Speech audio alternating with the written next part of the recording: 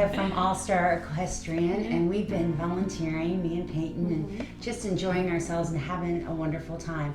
So tell us a little bit how and when All Star Equestrian came about. So All Star Equestrian was born out of an idea from Cynthia Amadei. She was volunteering at Rocky Top, and she noticed there was a means or need not being met down in this part of the Metroplex in the Burleson Mansfield that was up in North Fort Worth area.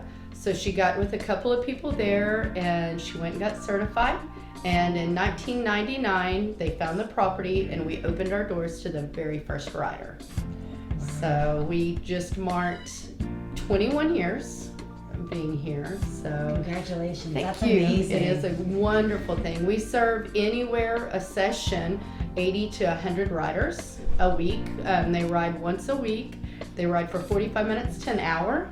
So we, in the therapy aspect, we utilize a horse and a team. You've noticed our team here. So the horse is their legs. A lot of these riders need to either build confidence within and or the physical aspect. They need strength of their inner core. Most people don't realize a horse has a 4D movement. It is a human's walking gait. So what it does is a horse is their legs. Most of our riders have never walked.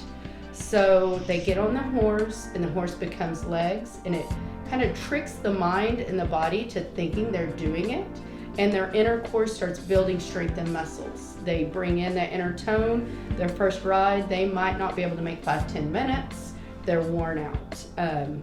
After 45 minutes, they'll start gaining muscle tone.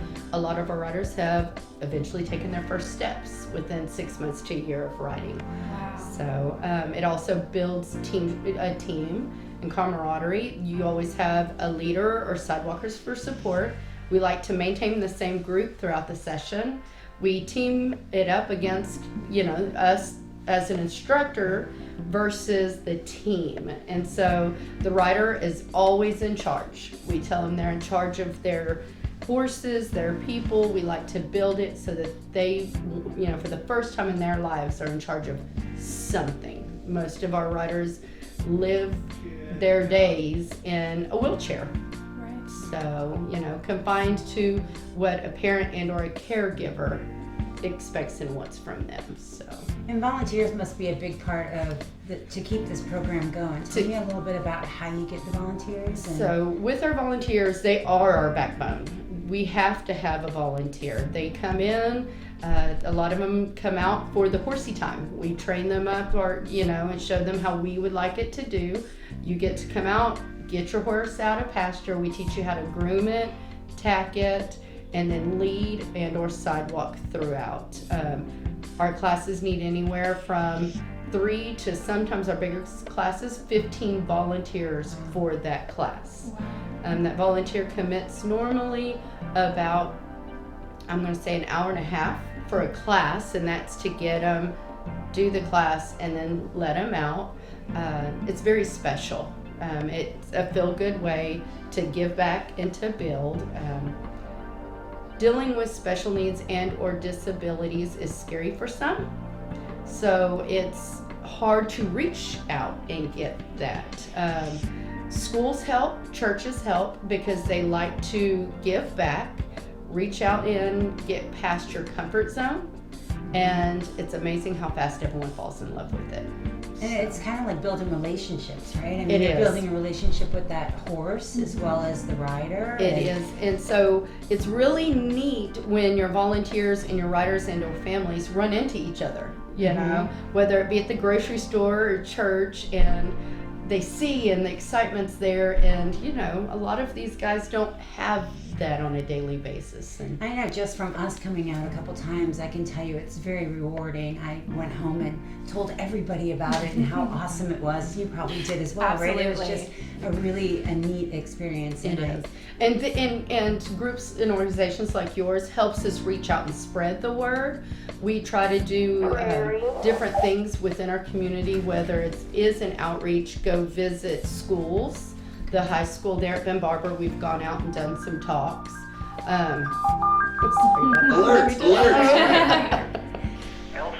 And I know you do go out to even to the Fort Worth Rodeo, right? That's one of the events that you do with the kids. We do once a year, so we do compete. These riders, for the first time in their lives, they get to compete against others in a sport. People might think it is just a horseback ride. We're leading them around. No, these guys, we're teaching them to rein, memorize patterns, reaching, grabbing. And so we do the Chisholm Challenge. It's the first week before the Stock Show Rodeo in Fort Worth. We open them up. They compete for 3 days down there. We're getting ready right now for Special Olympics. It will be out in Sanger. We do that yearly. And then every October is really neat. We do a give back in-house horse show.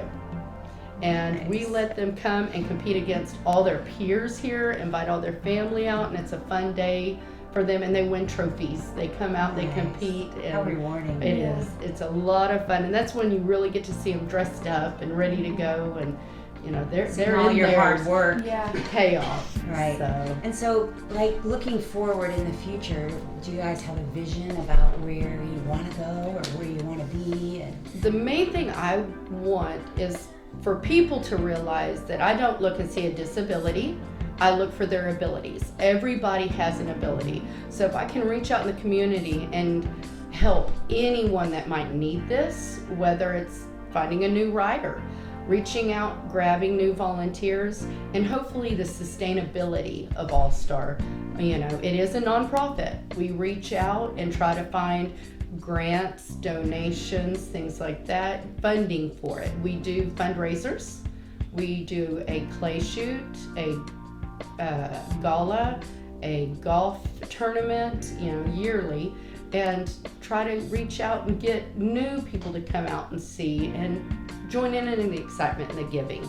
So now, if a rider can't afford, is there a cost to this, or how does that work? It's a very minimal cost. We try to do it, you know, we have the horse usage, we have the arena. Eventually, we'd love to be a standalone where we can purchase the property that is in the works, but that's a huge investment. So what we do is we do have to charge. We do have a scholarship though.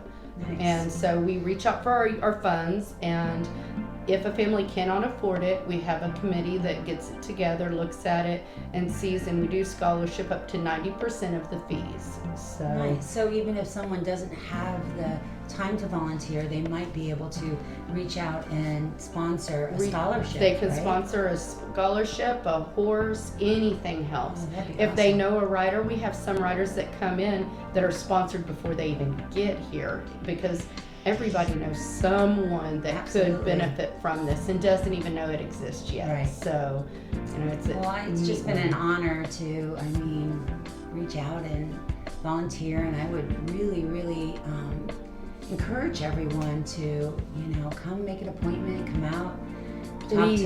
talk to the staff. They're all so lovely and friendly, and see where you could fit in.